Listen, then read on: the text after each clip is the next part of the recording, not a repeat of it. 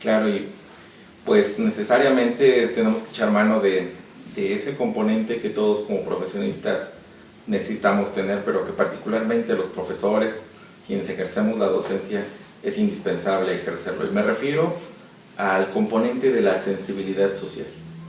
Un maestro que no tiene sensibilidad social está descontextualizado. Puede estar exigiendo a los niños, a los jóvenes, cosas que no son su realidad, que no es el contexto de los niños, y por supuesto puedan no tener interés en esas enseñanzas porque sus necesidades, su contexto es otro. Gracias, Tere, que nos favoreces en esta importante reflexión. Y bueno, pues hablar de la década de los 60, de los 70, indudablemente todos quienes ejercemos la educación pues tenemos que referirnos a un factor importante. Me refiero al factor del crecimiento poblacional, llámese muy puntualmente en muchos textos la explosión demográfica. Es decir, ese crecimiento que viene de la posguerra, con todos los ejemplos que se estaban dando en sociedades como las europeas, el replanteamiento de una relación bilateral extrema, ¿no?, entre lo que era la Guerra Fría, pero que al final de cuentas a muchas sociedades, particularmente la mexicana, representó un apostarle al crecimiento de la población, por muchos factores que puedan justificarse al respecto.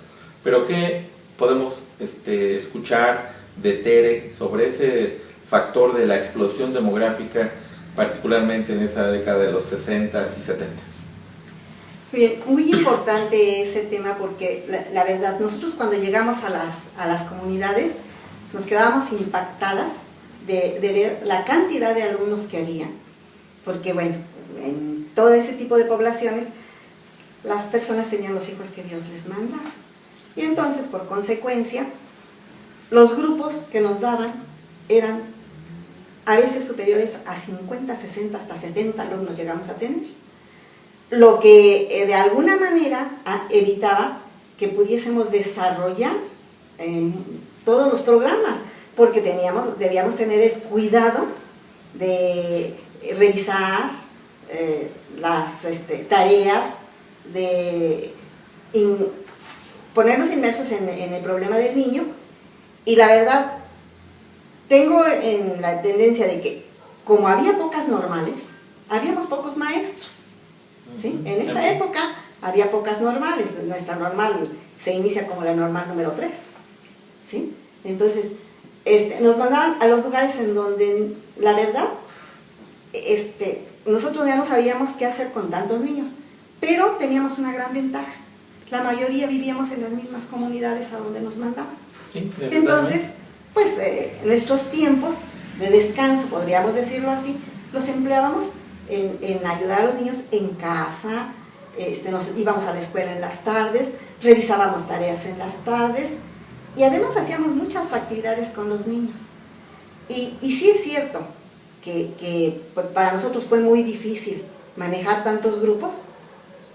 Ahora me doy cuenta de lo contrario.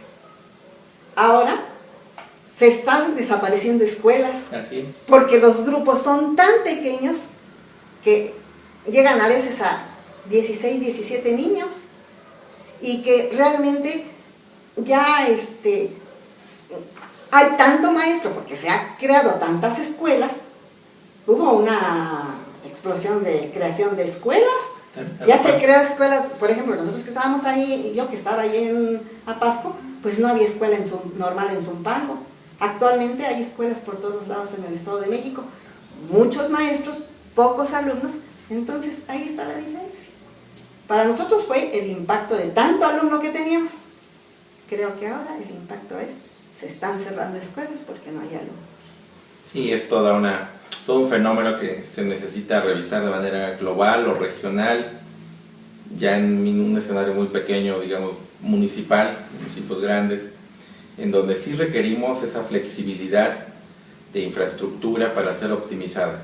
Si bien la explosión demográfica fue en educación básica, ahora lo observamos que el gran detonador está en media superior y en superior.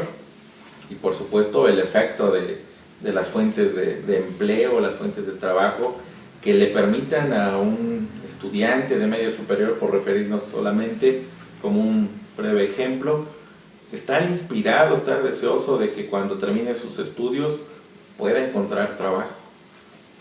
Gracias, Tere. Sí, definitivamente poblaciones de 1980, como podemos hablar aquí en la zona oriente de Nezahualcóyotl, ¿no?, de Chimalhuacán, de Valle de Chalco, son todos unos ejemplos de cómo los maestros, desde su trinchera que les toca en el salón, atender a muchos niños, esa confianza que los padres nos depositan y que ven en los maestros un aliciente para decir: mi hijo debe salir bien, mi hijo va a salir bien, y yo se lo confío a las escuelas, ¿no? Sí, aquí es evidente ver que nosotros tenemos, bueno, en mi caso, sí, tengo el testimonio de esos grandes grupos que teníamos. Uy, ¿sí? Sí, de esos grandes grupos que teníamos. Sí. Que aparte de que eran ya alumnos casi de nuestras edades, cuando nosotros iniciamos a trabajar, eran alumnos ya de una edad muy grande, porque pues muchos estaban haciendo el primer año a los 12, 13, 14 años. Sí, es muy dado, sí, en ese recuerdo. Entonces, ¿esta foto de qué población es, de qué comunidad? Esa es de Tepetlixpan. De Tepetlixpan, sí, sí. Tienes, veo que tienes en tus manos otras en donde estás también con otros sí, de tus alumnos en aquel entonces. Sí, tengo el aspecto de que en esas comunidades, tanta era la confianza de los padres de familia que nos permitían salir con sus hijos a excursiones. Sí. Y se puede ver ahí a dónde nos íbamos, a los cerros. A los cerros, efectivamente. Los famosos carros que actualmente pues ya no se utilizan, porque ahora estamos exigiendo que sean unidades ya muy bien equipadas, y nosotros nos íbamos en carros con todos los temores también de control, nosotros, ¿verdad? De cuidar a los chicos. Nosotros, ¿no?, les decíamos guajoloteros. Sí. Y cuidar una cantidad muy grande de alumnos, pues era también todo un arte. Sí. Muchas gracias. Pues definitivamente lo que ocurre en el exterior de las escuelas finalmente llega a las aulas, y los maestros tenemos que adaptarnos a ello. Quiero pedirte que nos compartas algo muy importante, muy determinante en nuestro México contemporáneo, y por supuesto de esto que vamos a platicar, cómo es que se manifiesta en las aulas o en las escuelas. Y me refiero a ese concepto que no quisiéramos a veces acercarnos a él, pero que varias generaciones pues nacimos con él, nos estamos desarrollando con él, y no vemos que concluya. Y me refiero a las crisis económicas. ¿Qué ocurre con ello desde el ángulo profesional de Tere? Tremendo, es decir, a partir de 1968, 1970, empezando por esas grandes devaluaciones de nuestra moneda, que impactaban notablemente en la economía de nuestros alumnos, bueno, de los padres sobre todo, ¿no? Siguiendo por la crisis de los 70, que se viene la crisis petrolera, en donde otra vez impacta por completo, porque bueno, empieza a haber una desbandada de los pueblos para las ciudades. Así es. El rescate bancario en 1980, la formación del FOBAPROA, que hace que mucha gente que con muchos esfuerzos logró tener un ahorro bancario, lo perdiera por completo, perdiera sus bienes, y que bueno, eso impactaba completamente en las escuelas, porque carecíamos de todo. En muchas ocasiones teníamos la tendencia de que se nos entregaba, al entrar a un grupo, se nos entregaba un pizarro, un borrador, un gis, si acaso, pero en muchas de las ocasiones nosotros teníamos que comprarlos porque no había. Entonces, sí realmente, en la actual crisis mundial de 2010, está llevando de veras a la educación a un aspecto tan tremendo que está haciendo que la gente se esté volviendo hasta cierto punto itinerante, porque va y viene de un lado a otro, de provincia se quieren ir a las ciudades para tener una mejor vida, pero al no encontrar los medios, regresan a las zonas más pobres de la zona conurbada. Y hay escuelas, por ejemplo, escuelas como las de Valle de Chalco o mismo Chalco, en donde encontramos muchas etnias, muchos dialectos, incomunicación, por decirlo así, entre padres de familia y maestros. Y todo esto provocado, ¿por qué? Por la falta de oportunidades que tienen los padres. Entonces sí ha impactado y creemos que impactará de forma definitiva ese impacto tan fuerte que tiene de que hayamos dejado el campo para irnos a las ciudades. Claro, yo estoy seguro que muchos empezamos a revisar, pues también esas crisis influyen cambios en las políticas de aplicación de recursos presupuestales, el mismo Estado mexicano busca alternativas, las escuelas, particularmente en el Estado de México, encuentran un apoyo totalmente incuestionable, histórico, en las aportaciones de los padres de familia, que en muchos casos, gracias a esos apoyos, es que las escuelas se mantienen en infraestructura. Si bien hay algunas ayudas, pero en muchas ocasiones ese presupuesto pues no alcanza, ¿no? La parte estatal, la parte municipal para algo que es crucial. Yo veo con preocupación algunos rasgos, ¿no? Sobre los reacomodos en la parte de interpretar lo que está pasando en la educación. Que bueno, ojalá y como siempre mantengamos la fe en que se pueda concretar algo favorable. Y yo estoy seguro que los maestros de estas décadas, ¿no?